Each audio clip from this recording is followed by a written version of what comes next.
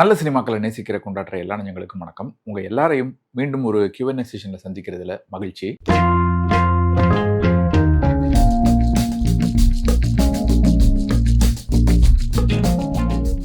முதல் கேள்வி ஹொசூர்ல இருந்து பரமேஷ் கேட்டிருக்கிறாரு. ரஜினி கமல் சேர்ந்து நடிக்கிற படத்தை பத்தின உங்களோட எதிர்பார்ப்பு என்ன ரஹ்மான்? சூப்பர் ஸ்டாரும் உலகநாயகனும் ரொம்ப நாள் கழிச்சு சேர்ந்து நடிக்கிற இந்த படம் எப்படி இருக்கும்னு எக்ஸ்பெக்ட் பண்றீங்க?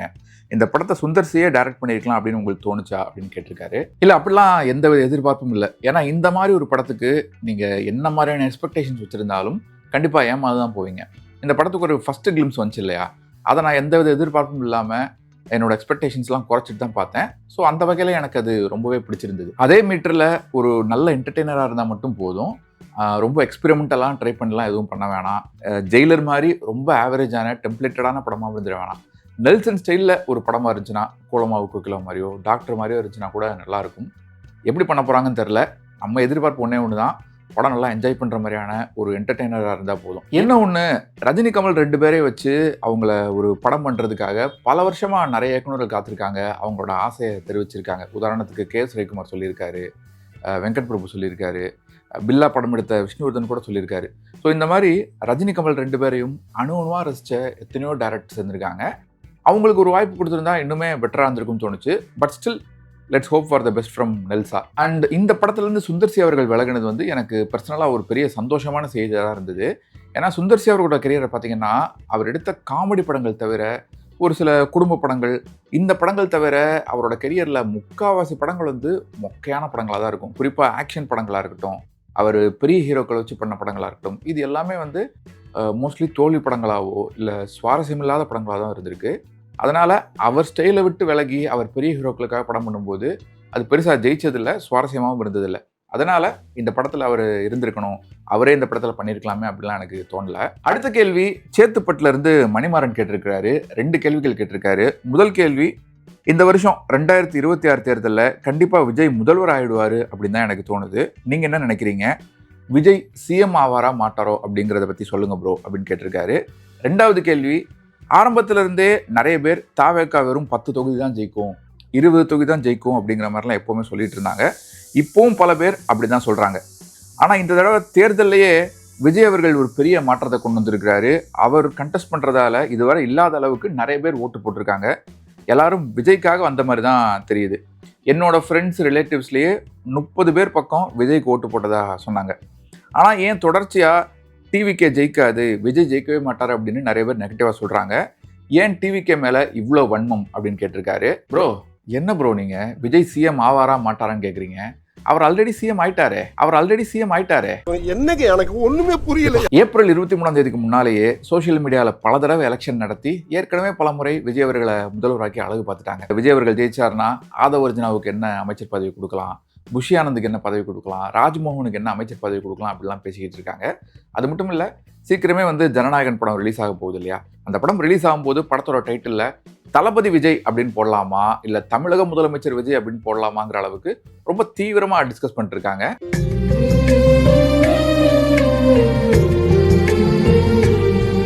நான் சர்காஸ்டிக்காக பதில் சொன்னாலும் நீங்கள் இந்த கேள்வியை ரொம்ப சீரியஸாக தான் கேட்டிருக்கீங்க அப்படின்னு தெரியுது. ஆனால் என்னால் இந்த கேள்வியை சீரியஸாலாம் எடுத்துக்க முடியல.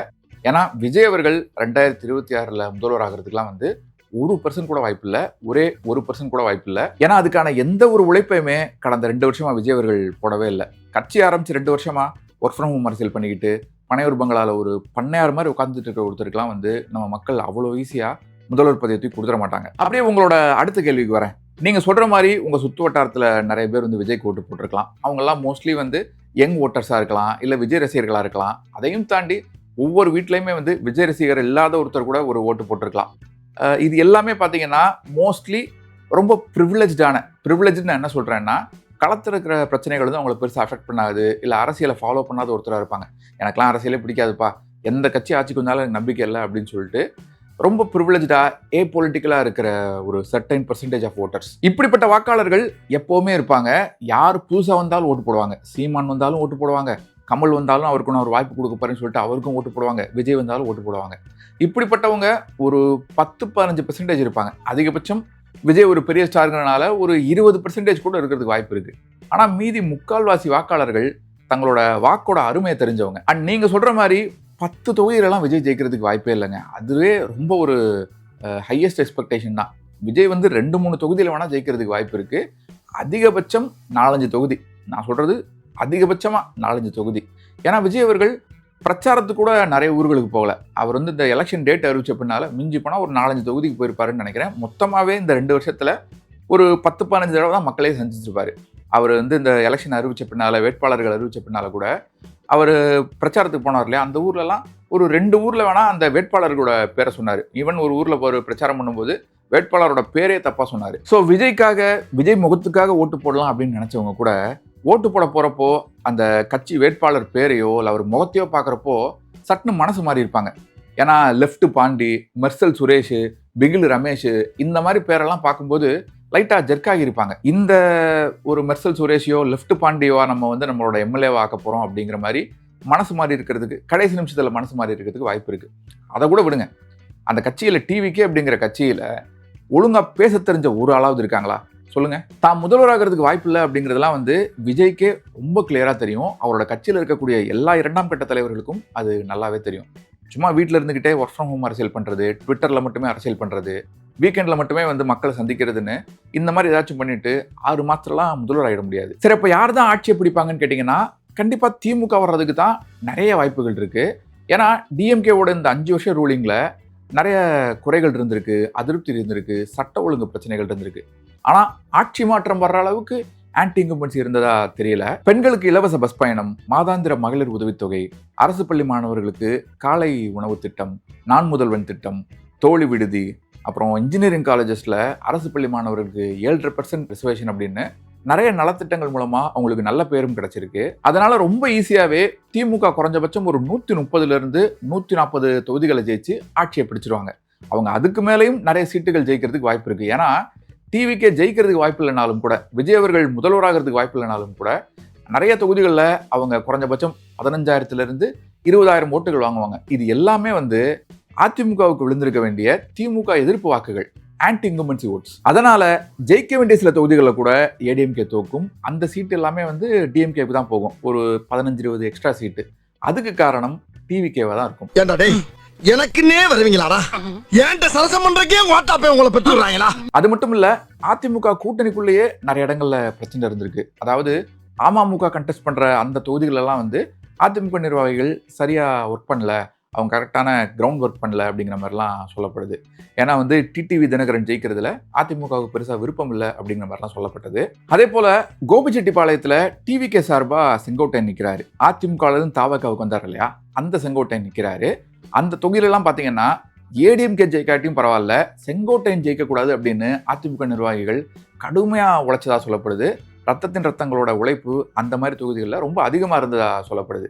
இந்த மாதிரி சில தொகுதிகள், அதாவது கோபிச்செட்டிப்பாளையம், காரைக்குடி மாதிரி சில தொகுதிகளில் எங்கெல்லாம் வந்து மும்முனை போட்டி ரொம்ப ஸ்ட்ராங்காக இருக்கோ அங்கே டிஎம்கே ஜெயிக்கிறதுக்கு வாய்ப்பு இருக்குது. ஏன்னா 2 ஓட்டையுமே வந்து நீ ஜெயிக்கக்கூடாது, நான் ஜெயிக்காட்டியும் பரவாயில்ல, நீ ஜெயிக்கக்கூடாது அப்படிங்கிற ஒரு போட்டி இருக்கு இல்லையா, அங்கெல்லாம் வந்து ஏடிஎம்கேவும் ஜெயிக்காம டிவிகேவும் ஜெயிக்காம டிஎம்கே ஜெயிக்கிறதுக்கு நிறைய வாய்ப்பு அதிகம். எனக்குன்னே வருவீங்களாடா? இன்னொரு முக்கியமான விஷயம், எடப்பாடி செஞ்ச துரோகத்தால் பாதிக்கப்பட்டு கிட்டத்தட்ட ஒரு அரசியல் அனாதை மாதிரியான சசிகலா அவர்களும் தன்னோட பையன் அன்புமணி அவர்கள் செஞ்ச துரோகத்தால் பாதிக்கப்பட்டு இன்னொரு அரசியல் அனாதை மாதிரியான ராமதாஸ் அவர்களும் வந்து ஒன்றா சேர்ந்து இந்த தேர்தலில் ஒரு கூட்டணி வச்சுருக்காங்க இல்லையா, அவங்களுக்கு ஒரே ஒரு நோக்கம் தான் இருந்திருக்கு. நாங்கள் வந்து ஒரு தொகுதியில் கூட ஜெயிக்காட்டியும் பரவாயில்ல, ஓட்டை பிரித்து முடிஞ்ச வரைக்கும் எல்லா தொகுதியிலையும், அவங்க கண்டெஸ்ட் பண்ணுற எல்லா தொகுதியிலையும் வந்து பாமகவையும் அதிமுகவையும் தோக்கடிக்கணும் அப்படிங்கிறது தான் அவங்களோட ஒரே நோக்கம். எனக்குன்னே வருவீங்களாடா? அதனால ஏற்கனவே 130 140 தொகுதிகள் ஈஸியாக ஜெயிக்கக்கூடிய திமுக விஜய், தினகரன், சசிகலா, ராமதாஸ் இவங்களோட துணையோட,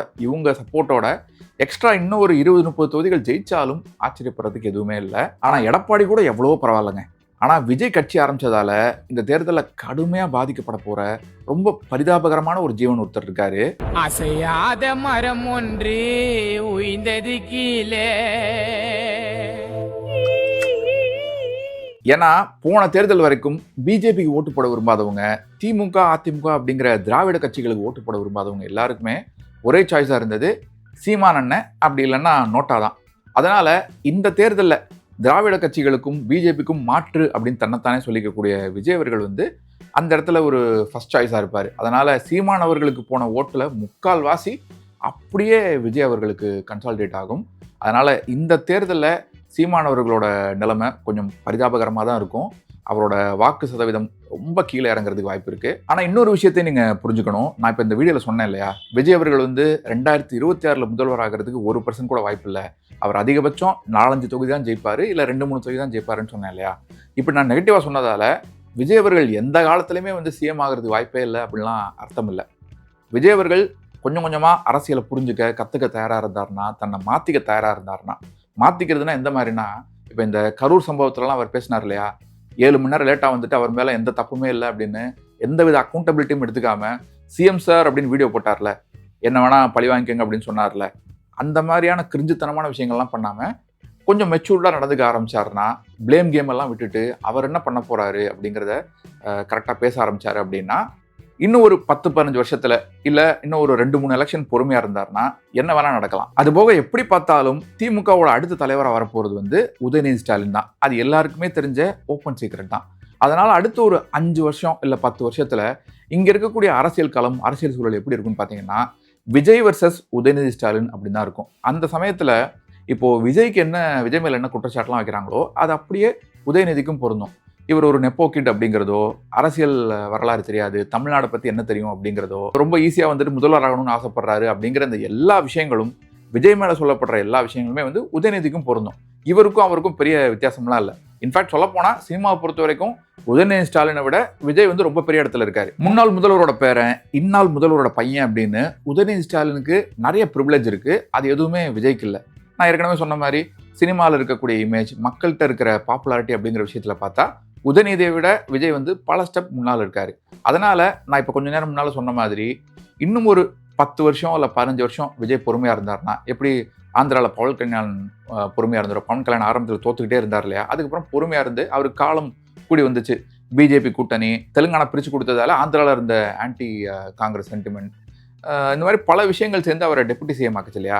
அந்த மாதிரி அடுத்த தேர்தலையோ அதுக்கடுத்த தேர்தலையோ விஜய் ஒரு டெபுட்டி சிஎம் மாதிரியோ ஆகி இன்னும் பொறுமையாக இருந்தார்னா சிஎம் ஆகுறதுக்கு கூட வாய்ப்பு இருக்குது, ஒரு 2-3 எலெக்ஷன் பொறுமையாக இருந்தார்னா. ஆனால் டு பி ஹானஸ்ட், அந்த பொறுமையெல்லாம் விஜய் அவர்களுக்கு இருக்குமா அப்படிங்கிறது ஒரு $1 மில்லியன் கொஷின் தான்.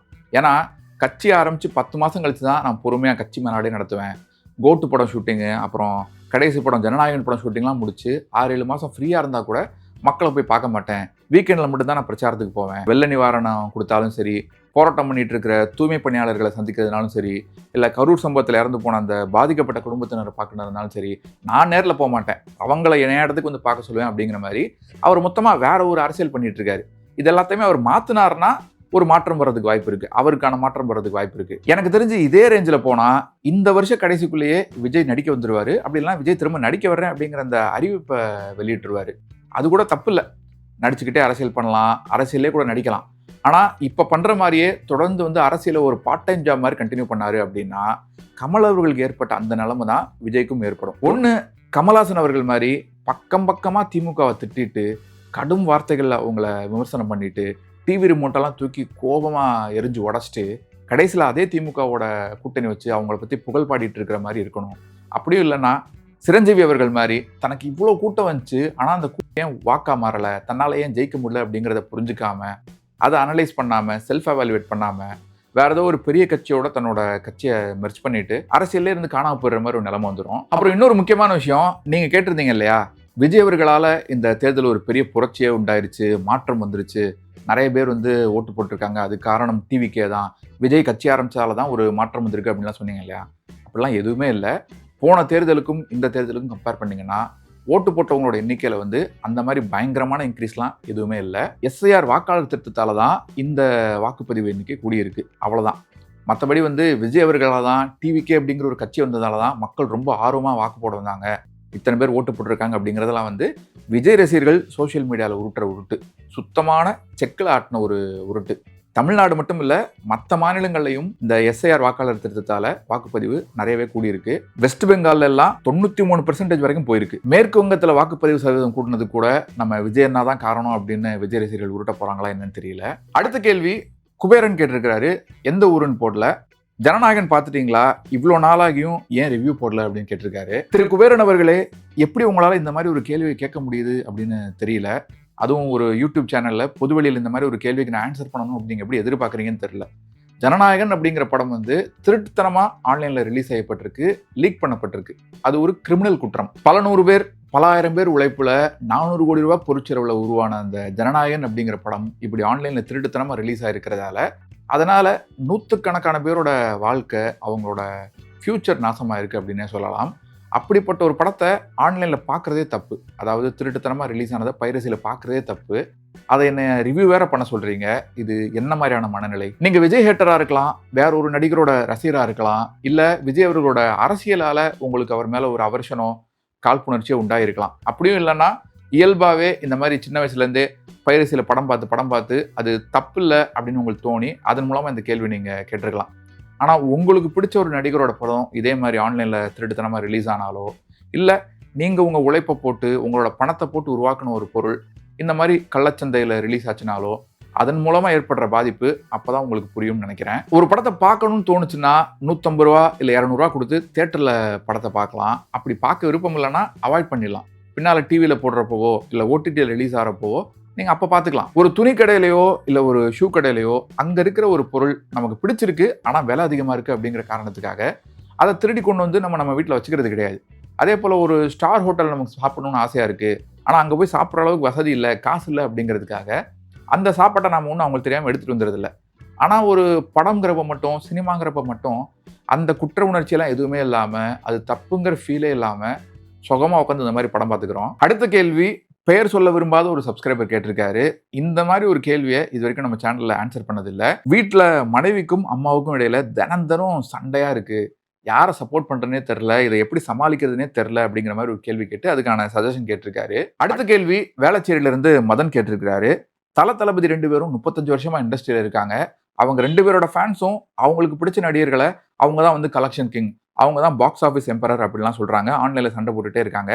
ஆனால் உண்மையிலேயே இந்த 2 பேரில் யார் வசூல் சக்கரவர்த்தி அப்படின்னு கேட்டிருக்காரு. அடுத்த கேள்வி டொனால்ட் டக் கேட்டிருக்காரு. இவர் இன்ஸ்டாகிராமில் பாப்புலரான ஒரு கண்டென்ட் கிரியேட்டர் அண்ட் இன்ஃப்ளூயன்சர். இவர் என்ன கேட்டிருக்காருன்னா, எல்லா கட்சியும் பயாஸ் பார்க்காம கிரிட்டிசைஸ் பண்ணுற வெகு சில மக்களில் நீங்களும் ஒருத்தர். ஆனால் எவ்வளோதான் கரெக்டாக இருந்தாலும் ஒன்று டிஎம்கே ஊபி அப்படின்னு முத்திரை குத்தப்படுது, இல்லை நடுநிலைன்னு ப்ரூவ் பண்ணிக்கிறதுக்காக நீ போஸ்ட் போடுறியா அப்படிங்கிற மாதிரி விமர்சனம்லாம் உங்களை டயர்ட் ஆக்கலையா? உங்களுக்கு என்னதாண்டா வேணும்? இப்படி பேசினா அப்படி சொல்கிறீங்க, அப்படி பேசினா இப்படி சொல்கிறீங்கன்னு வெறுத்து போய் இனிமே கருத்தே சொல்ல வேணாம் அப்படின்னு யோசிச்சிருக்கீங்களா அப்படின்னு கேட்டிருக்காரு.